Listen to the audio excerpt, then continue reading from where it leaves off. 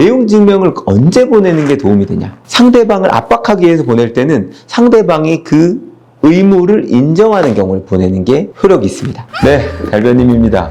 이번 시간은 마법사, 마음으로 법을 대하는 변호사 달변님의 얘기를 좀 하겠습니다. 제가 유튜브 처음 시작할 때 저희 딸이랑 제가 했던 소송에 관한 이야기들을 아딸소라는 이름으로 했었는데 제 딸이 좀 커가지고 바빠가지고 이제 그렇게 할 수는 없겠고요. 제가 혼자서 이렇게 한번 말씀을 드릴게요. 첫 번째로 조금 소개해드리고 싶은 것은 이거는 좀 알아두시면 도움이 되는 법률 상식이 포함된 부분입니다. 내용 증명을 통해서 무려 2억 원이라는 채무를 막아낸 사건 말씀을 좀 드릴게요. 여러분 내용 증명 잘 알고 계시죠? 그야말로 우편에 들어있는 내용을 증명한다는 거. 내가 이러이러한 의사표시를 상대방에게 보냈다라는 내용을 증거로 쓸 때 필요한 부분입니다. 보통 이제 임대차 계약 요새는 묵시적 갱신이 되게 강화됐기 때문에 묵시적 갱신을 원하지 않는 임차인 내지는 임대인 측에서는 특히 이제 임차인 측에서는 기간 만료 2달 전에 내가 더 이상 갱신하지 않겠다라는 통지를 보내야 된단 말이에요. 이 통지의 방식은 사실은 제한은 없습니다. 문자도 가능하고요. 말로도 가능해요. 그런데 말로 했더니 분명히 그 당시에 임대인이 알겠어요 했는데 나중 돼서 묵시적 갱신됐으니까 보증금 못 내어준다. 이런 경우가 있을 수 있잖아요. 그럴 때 내가 그런 갱신 거절의 통지를 했다. 어떤 법률의 의사표시를 한 사실을 입증할 때 이런 경우에 내용 증명을 보내거든요. 근데 저희가 이제 상담을 오면 저는 일단 사건 수임을 해서 저희가 돈을 벌어야 되는 것도 물론 중요하지만 저는 개인적으로는 이 사건을 해결하는 최적의 방법을 찾아드리기 위해서 노력하거든요. 그것이 늘 소송은 아니고 어떤 경우에는 협상이 될 수도 있고 내용 증명이 될 수도 있고 때에 따라서 언론 플레이가 될 수도 있습니다. 소송을 안 하는 게 좋을 수도 있고요. 근데 이 사건은 제가 내용 증명을 먼저 보내보자고 한 거였어요. 그때 찾아왔던 의뢰인은 돌아가신 망인의 아내분과 아드님이었어요. 돌아가신 망인께서 생전에 좀 빚을 졌었어요. 누군가에게 돈을 빌려서 한 7천만 원 빌려가지고 차용증을 쓰셨던 것 같아요. 그래서 이제 돈을 못 갚으니까 이분이 공직에 계셨었는데 공직에서 받는 급여에 대해서 그 채권자가 강제 집행을 한 거죠. 압류 추심. 7천만 원 채권이 있는데 나중에 알고 봤더니 9천만 원 이상. 실제로 지급 명령에 있던 채권보다 2천만 원 이상을 더 추심해 간 거였어요. 근데 이 관계를 돌아가실 때까지도 이 가족분들은 잘 몰랐던 거죠. 그런데 아내분과 아드님들 앞으로도 이 지급 명령이 돼 있었던 거예요. 가끔 그런 경우 있는데 차용증 쓸 때 당신이 돈 안 갚으면 어떡하냐, 당신 가족들도 보증인으로 내세워라, 이런 요구를 하는 경우가 있거든요. 그래서 가족들의 인감도장 이런 걸 갖고 있는 걸 가지고 거기다 썼던 거예요. 그래서 꼼짝없이 영락없이 가족분들이 이 법적인 책임을 지게 된 겁니다. 물론 상속의 포기, 한정 승인 이런 것들을 했지만 개인적인 재산들, 망인이 갖고 있던 채무 자체는 상속의 포기로서 막을 수 있지만 본인들이 차용증상의 채무자로 돼 있던 거, 이거는 내 채무기 때문에 상속이랑 무관한 거거든요. 근데 봤더니 이미 7천만 원에 대한 추심은 다 이루어진 거예요. 그렇게 알고 있는데 갑자기 이 7천만 원에 대한 원금도 못 받았고 그 이자가 이제까지 쌓였더니 1억 몇천만 원이 된다. 그 2억이 좀 넘는 금액이었거든. 그걸 가지고 다시 그 아내분과 자녀분 두 분에 대해서 압류 추심을 또 한 거예요. 너무 황당하잖아요. 이미 7천만 원은 망인의 급여에서 다 9천만 원 다 변제가 됐는데 7천만 원을 하나도 못 받았다고 하면서 이 이자까지 포함해서 2억 원이 넘는 돈을 가족분들에게 압류 추심을 한 거죠. 그래 놓고는 이 아드님이 두 분이었는데 첫 번째 그 7천만 원에 대해서는 맏아들에 대한 거였거든요. 근데 이제 두 번째 아들에 대한 6천만 원 차용증이 있다면서 이걸 또 청구한 거예요. 이제 저희가 소송을 한다고 하면 세 가지를 했어야 됐습니다. 이 첫 번째 그 압류 추심과 관련돼서는 강제 집행을 정지 신청한 이후에 청구 이의해소라고 해서 이 채권이 이미 소멸됐다라는 소송을 해야 되고, 그 둘째 아들을 상대로 한 것도 마찬가지. 세 번째는 사실은 7천만 원 다 변제받았음에도 이렇게 돈을 달라고 한 것은 소송 사기다 라는 소송 세 가지를 하려고 했어요. 그랬더니 경제적으로 여유가 없으셨거든요. 이 소송 세 가지를 하는데 비용도 많이 들죠. 또 시간도 많이 걸리죠. 거기다가 이쪽 입장에서는 본인들이 사실 좀 캥기는 게 있어도 막상 이렇게 우리가 반격을 하게 되면 거기 어떤 식으로든 대응해야 되기 때문에 뭐 변호사 선임해서 막 싸움이 될 겁니다. 그러고는 결국에는 의뢰인 입장에서는 시간 비용에서 되게 불리할 것 같았던 거예요. 그래서 제가 이거는 상대방도 캥기는 게 분명히 있을 거다. 그렇기 때문에 소송을 하기보다는 내용 증명을 먼저 보내보자 라고 해서 제가 내용 증명을 보냈습니다. 이거 보니까 다 변제됐는데 왜 이걸 다시 청구했냐.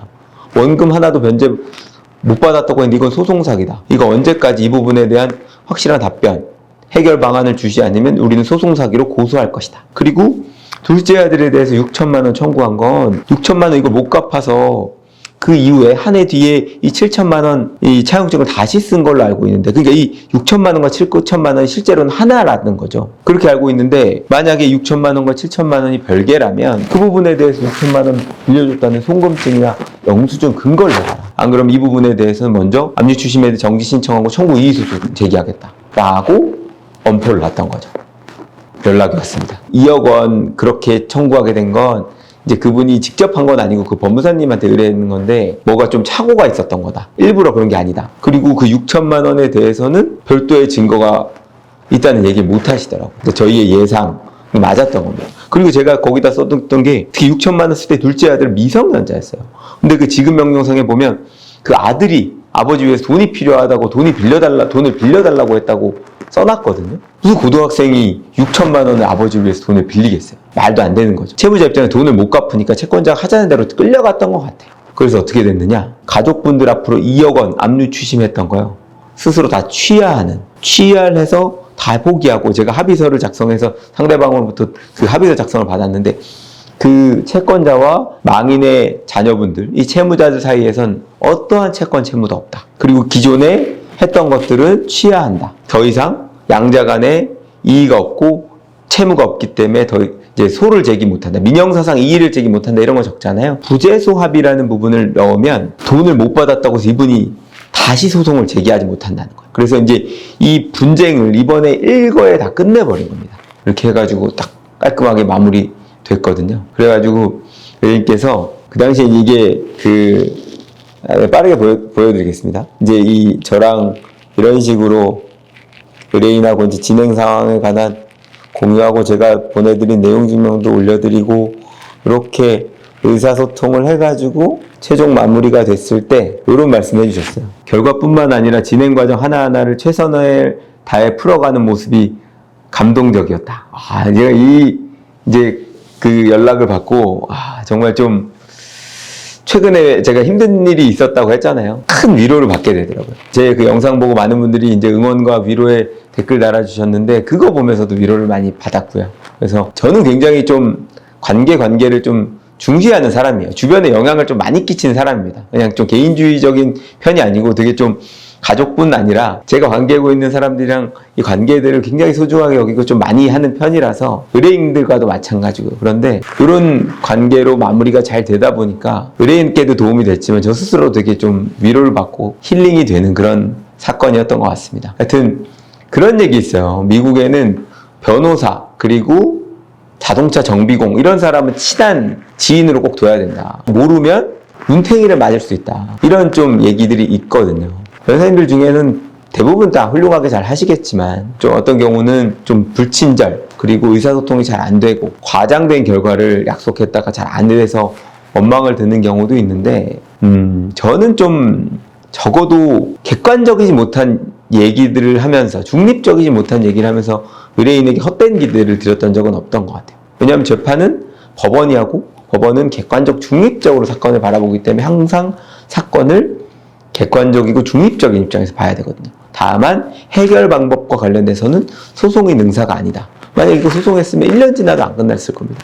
훨씬 많은 비용을 들였겠죠. 훨씬 적은 비용과 시간을 들여서 의뢰인의 문제를 해결해드린 이런 케이스를 제 자랑 경험해서 알려드렸습니다. 마지막으로 아까 드리려고 했는데 좀 깜빡한 건데 내용 증명을 언제 보내는 게 도움이 되냐. 상대방을 압박하기 위해서 보낼 때는 상대방이 그 의무를 인정하는 경우를 보내는 게 효력이 있습니다. 예를 들어서 월급, 보증금, 대여금, 보증금 돌려달라. 상대방도 알고 있죠. 월급 미지급된 거 알고 있죠. 대여금 갚아야 되는 거 알고 있을 때 이럴 때 내용 증명 보내면서 언제까지 안 주면 소송하고 그 소송 비용까지도 너한테 물릴 수 있다. 그리고 보전 처분으로서 가압류 등을 할 수 있다. 이러면 상대방이 어차피 줘야 될 돈인데 소송 비용도 물고 가처분 가압류 되면 불편하니까 줘야겠다. 이렇게 해서 임의이행하는 거거든요. 근데 상대방이 그 의무의 존부, 의무 자체를 다투거나 아니면 의무의 범위를 다투는 경우는 내용증명이 효과가 없습니다. 제가 손해배상액으로 1,000만 원 달라고 하는데 내가 왜 손해배상 책임이 있어? 이런 경우. 하여튼 이 내용증명과 관련돼서는 상대방이 의무이행을 인정하는 경우에 활용하시면 도움이 된다. 이런 팁을 하나 드리겠습니다. 첫 번째 마법사 시간으로 제가 내용증명을 보내서 의뢰인의 어려움을 잘 해결해드린 사건을 한번 말씀드렸고요. 다음 시간에도 편하게 들으시면 도움이 되고 재밌을 만한 사건 준비해서 돌아오겠습니다. 고맙습니다.